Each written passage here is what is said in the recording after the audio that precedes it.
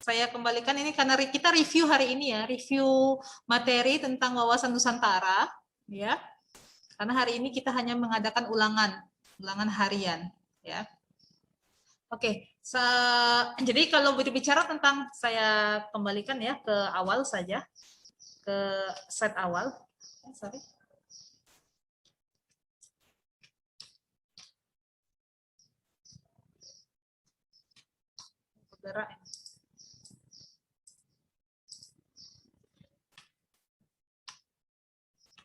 Nah, kalau kita berbicara tentang wawasan Nusantara, tentu kita akan mengetahui ya atau mengenal ya negara kesatuan Republik Indonesia. Karena wawasan Nusantara ini tentunya sangat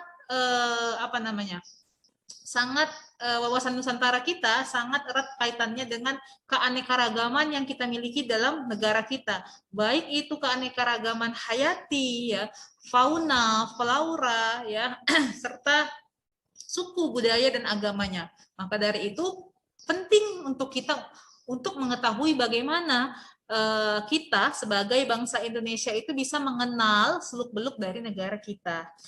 Nah, ini tadi sudah sampai ya, tahu ya, bisa dibaca nanti makna dari wawasan Nusantara. Nah, kita masuk ke definisi dari Profesor Dr. Wan Usman. Ya, yang menyatakan bahwa wawasan Nusantara itu adalah cara pandang bangsa Indonesia mengenai diri dan tanah airnya. Ya, sebagai negara kepulauan dengan semua aspek kehidupan yang beragam. Ya, dikatakannya semua aspek kehidupan yang beragam. Kita memiliki keanekaragaman yang sangat banyak ya, bukan hanya dari sumber daya alamnya tetapi dari sumber daya manusianya. Wawasan Nusantara adalah cara pandang bangsa Indonesia terhadap rakyatnya, bangsanya, dan wilayah negara kesatuan Republik Indonesia yang meliputi darat, lautan, udara di atasnya sebagai satu kesatuan politik, ekonomi, sosial budaya, dan pertahanan keamanan berdasarkan Pancasila dan Undang-Undang Dasar 1945. Ya, jadi yang dikatakan wilayah kesatuan negara Republik Indonesia itu bukan hanya ada yang di darat, tetapi laut, udara juga menjadi bagian dari wilayah negara kesatuan Republik Indonesia. Maka ada garis teritorial, zona ekonomi eksklusif ya kalau kita belajar tentang batas-batas dari negara kita. Nah, jenis-jenis wawasan Nusantara yang terbagi atas dua. Yang pertama fisik dan non fisik. Ya, fisik itu bersifat tentang kewilayahannya. Ya, berarti wilayah mencakup itu luas dari negara kita berapa. Ya, mungkin kalau yang belajar geografi, ya, karena Olim dia lebih paham luas wilayah seperti apa, luas lautan kita seperti apa. Karena sebenarnya hampir sepertiga ya ataupun hampir setengah hampir setengahnya ya, hampir setengahnya wilayah kesatuan Republik Indonesia ini terdiri dari lautan ya, sangat banyak laut kita. Jadi kalau berbicara tentang fisiknya, kita berbicara tentang struktur dari wilayahnya, iklim wilayah seperti apa, flora dan faunanya apa saja yang tinggal di Indonesia, itu ya, yang ada di Indonesia itu berbicara tentang fisiknya. Nah, kalau non fisik berarti berbicara tentang sumber daya manusianya, artinya keanekaragaman yang dimiliki di Indonesia itu seperti apa saja. Nah, bisa itu berbentuk budayanya kah, sukunya kah, agamanya, ya, adat istiadatnya. Nah, itu dia berbicara tentang non fisiknya. Ya. Nah, selain itu, wawasan Nusantara juga memiliki asas ya.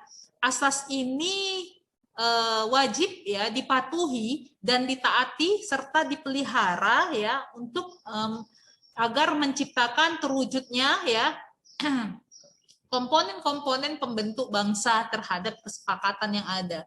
Nah, apa saja itu asasnya? Yang pertama adalah asas kepentingan ataupun tujuan yang sama ya. Yang kedua adalah tujuan yang sama apa? Tujuan yang sama bahwa kita berada dalam satu wilayah kesatuan yang sama.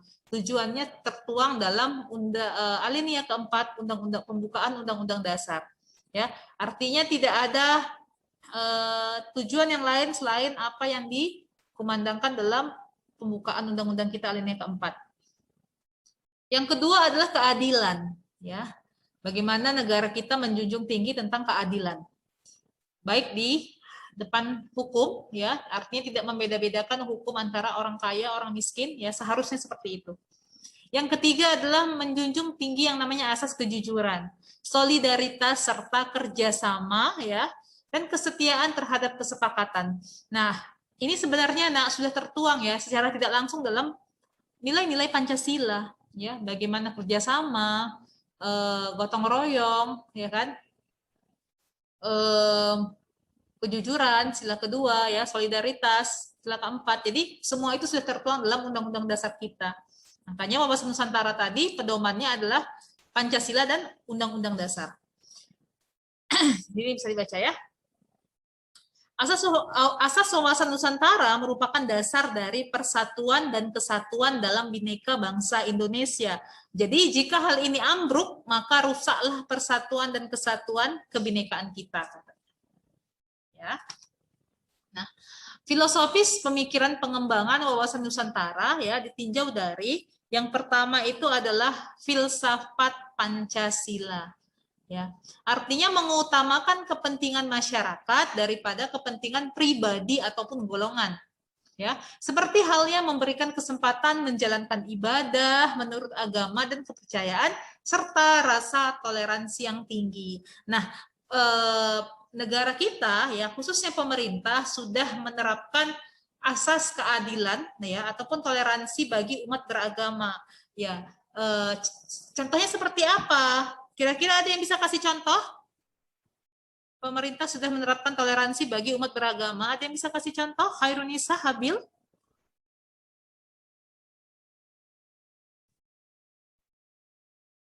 Ada?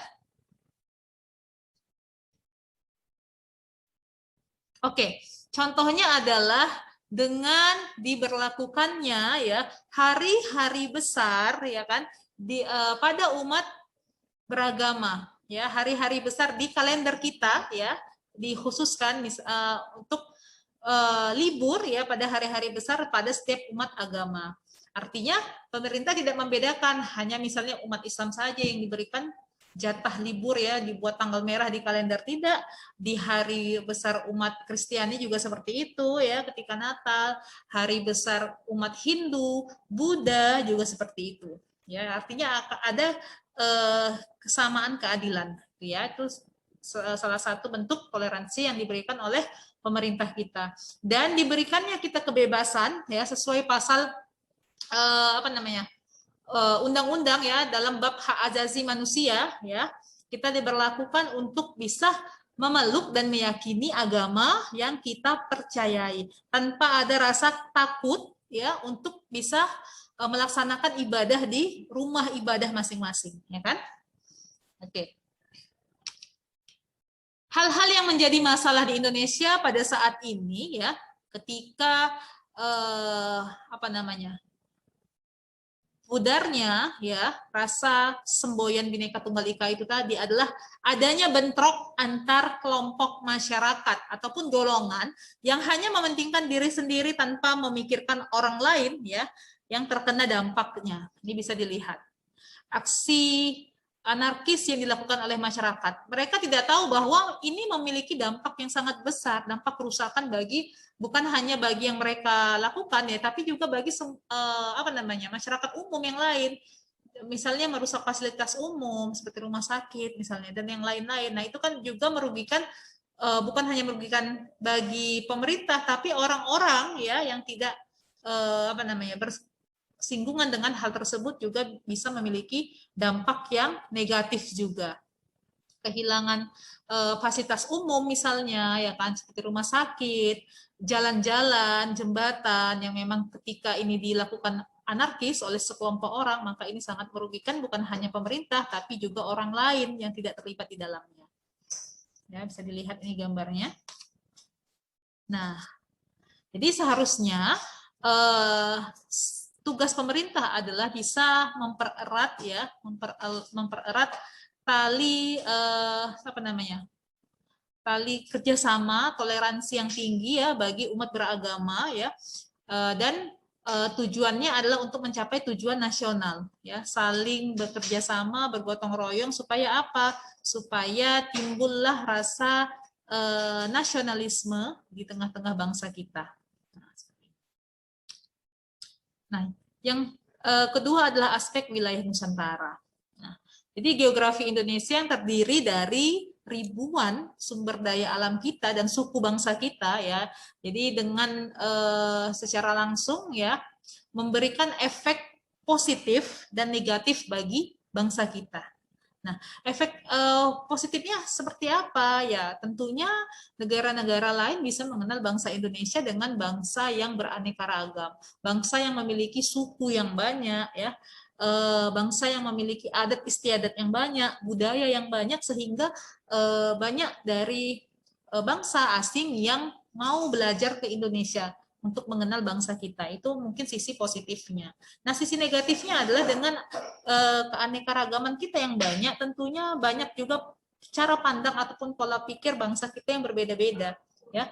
Karena apa? Banyak yang masih memiliki rasa bahwasanya suku A lebih baik dari suku B, bahwa suku dia lebih baik dari suku yang lain. Nah, itu dia. Nah, hal itu yang sangat menjadi kerusakan ya, perpecahan di tengah-tengah bangsa Indonesia. Nah, itu dia. Itu jadi sisi negatifnya. Nah, aspek sosial budaya ya juga seperti itu. Jadi Indonesia terdiri atas ratusan suku bangsa yang masing-masing memiliki adat istiadatnya, bahasanya, agamanya, dan kepercayaannya.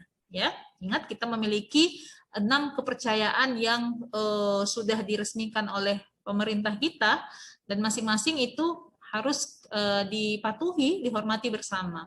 Tapi banyak kita lihat di daerah-daerah Indonesia ya yang masih bersinggungan antara suku A dengan B ya, karena apa? Karena misalnya agama. Nah, ini yang sangat dikhawatirkan sebenarnya. Nah, ini ada macam-macam saya tampilkan contoh dari macam-macam suku bangsa di Indonesia. Ya, bisa dilihat dari Bali ya, karena ada yang dari reok dari Jawa Timur, tari pendet dari Bali ya, tari tortor dari kita di wilayah Sumatera Utara. Nah, selanjutnya juga ada kesenian ya, batik ya, karena dan alat-alat musik yang lain. Lihat. Nah, ini juga ada aspek historis bangsa kita, bahwa semangat sebagai bangsa dan penerus bangsa yaitu bisa mempertahankan dan menjaga persatuan NKRI kita. Jadi sudah menjadi tugas kita bersama untuk, ataupun tanggung jawab kita bersama untuk menjaga ya kesatuan dari Republik Indonesia. Jadi bukan hanya tugas Polri ataupun TNI saja, tetapi kita seluruh bangsa Indonesia.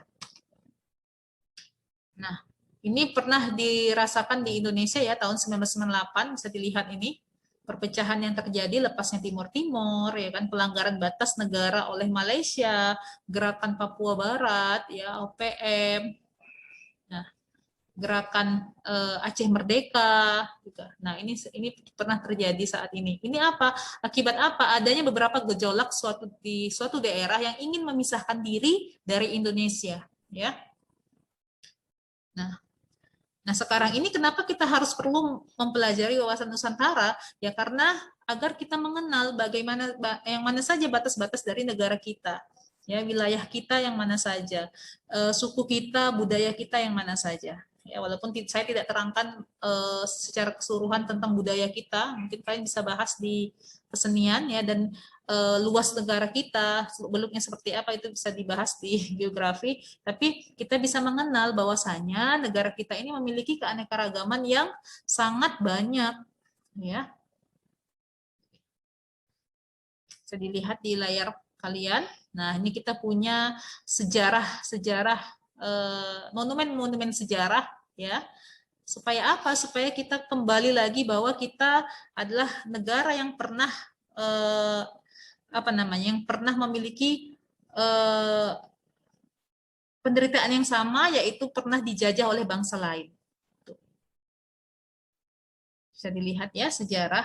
Jadi sangat penting kita sebenarnya mempelajari sejarah supaya kita kembali lagi mengingat bahwa kita adalah negara yang satu tujuan yang sama, yang pernah merasakan penjajahan yang sama. Nah, kalau untuk kalian ya di lingkungan sekolah, nah gerakan-gerakan seperti ini, seperti pramuka, ini bisa dilihat, ya kan diskusi, paskibraka itu salah satu gerakan yang bisa menumbuhkan rasa cinta terhadap tanah air Indonesia. Ini dia. Nah, lantas bagaimana sebenarnya kedudukan dan fungsi dari wawasan Nusantara itu? Ya, jadi wawasan Nusantara dalam paradigma nasionalnya ini memiliki stratifikasinya. Ya, yang pertama itu dia harus memiliki Pancasila sebagai falsafah dan ideologi kita, pandangan hidup kita, ya, undang-undang dasar kita, ya, serta visi misi nasional. Serta apa? Kita harus memiliki ketahanan nasional sebagai konsepsi nasional yang berkedudukan sebagai landasan konsepsional kita. Ya, nak ya. Nah, jadi fungsi wawasan Nusantara adalah pedoman, motivasi, dorongan serta rambu-rambu yang dapat menentukan segala kebijaksanaan, keputusan serta tindakan kita di dalam menjalankan kehidupan berbangsa dan bernegara di kedepannya. Ya. Nah, ini bisa dilihat bahwasanya tujuan wawasan Nusantara adalah mewujudkan nasionalisme yang tinggi dari segala bidang dari rakyat Indonesia yang lebih mengutamakan kepentingan nasional ya daripada kepentingan perorangan ataupun kelompok. Nah, kalian bisa kita ingat kembali ya kasus Ambalat ya, ini salah satu kasus di wawasan Nusantara kita, kasus negara kita, yaitu ya kan lepasnya pulau ya Ambalat. Ini terjadi pada tahun 1967. Ini pertama kali ditemukan ya dua buah pulau ya, yang dimana pulau tersebut berbatasan dengan Indonesia dan Malaysia. Ya, sampai akhirnya ini bisa dilihat ya solusi yang bisa dilakukan bahwa dari PBB ya walaupun mungkin akhirnya lepasnya pulau kita ya, tapi ini ada solusi yang bisa dilakukan oleh PBB. Ini dia melakukan diplomasi secara bilateral ya menggunakan metode joint development. Nanti bisa dibaca ulang lagi ya seperti apa solusinya. Oke, sampai sini ada yang mau ditanyakan? Ada Habil, Nisa?